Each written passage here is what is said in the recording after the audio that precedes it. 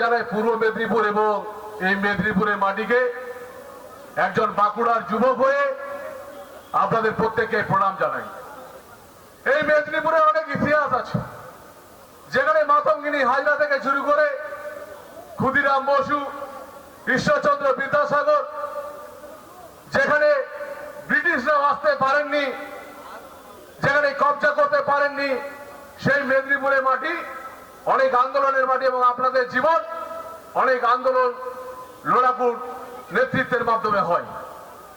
তাই এখানে আমরা এসেছি আজ 24 তারিখ, আমরা যুব মোর্চার থেকে আমার সঙ্গী সাথী যারা এসেছে, কৌশিক, তাপস, সবাই আমরা এসেছি একটাই কারণে, কারণ আমরা দেখতে চেয়েছি এবং আমরা জানতে চেয়েছি যে শুভেন্দুদার নেতৃত্বে যখন নন্দীগ্রাম হয়েছিল, শুভেন্দুদার নেতৃত্বে যখন পরিবর্তনের ডাক পূর্ব মেদিনীপুর ডাক দিয়েছিল, যখন আমরা দেখেছিলাম তৃণমূল কংগ্রেস তৈরি হয়েছিল, তৃণমূল কংগ্রেস মমতা ব্যানার্জির যদি নেতৃত্বে হয়ে থাকে তাহলে শুভেন্দু অধিকারীর কোনো অংশে কম ছিল না। শুভেন্দু অধিকারীর জন্যই মমতা ব্যানার্জি মুখ্যমন্ত্রী হয়েছিলেন, এটা প্রথমে বলতে এসেছি। আমরা প্রতিজ্ঞা করেছি বাধা দিলে বাঁধবে, লড়াই লড়তে হবে, নতুন করে সোনার বাংলা গড়তে হবে, মায়ের খালি কোণে শপথ নিতে হবে। বহু মা তাদের সন্তানকে হারিয়েছেন, তাই মনে করিয়ে দিই যে মায়ের খালি কোণের শপথ নিতে হবে, বাধা দিলে বাঁধবে, লড়াই লড়তে হবে।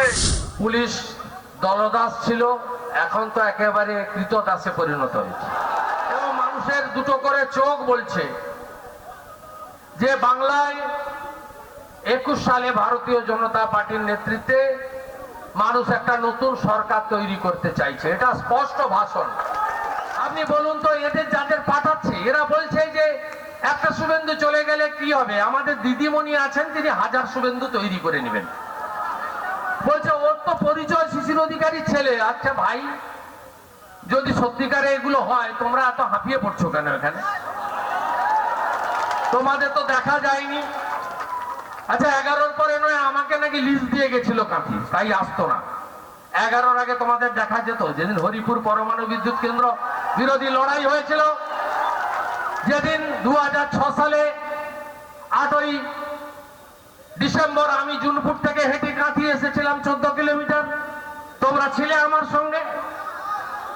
যেদিন 2007 সালে